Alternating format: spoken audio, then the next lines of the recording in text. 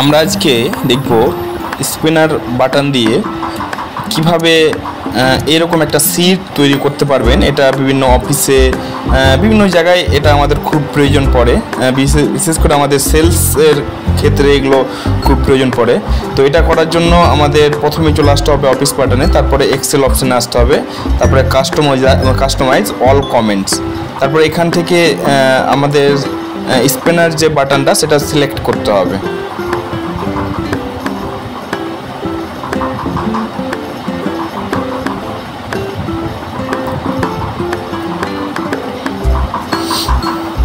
তারপরে অ্যাডে ক্লিক করতে হবে, ওকে করতে হবে।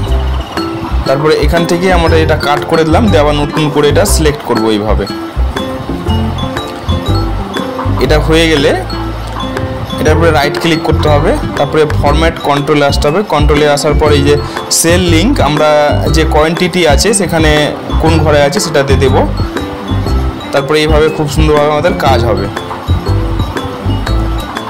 এটাকে আমরা আরও অন্যরকম সিস্টেমে করতে পারি, এই ডিজাইনটাও আমরা নিয়ে করতে পারি।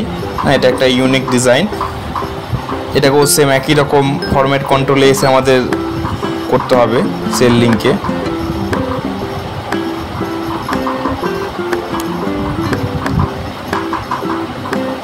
তারপরে যেটা করতে হবে, এখানে টোটালের সাথে আমাদের কোয়ান্টিটি প্রাইজের সাথে এটা গুণ করে দিতে হবে। গুণ করে দিলেই আমাদের টোটালটা বেরিয়ে যাবে।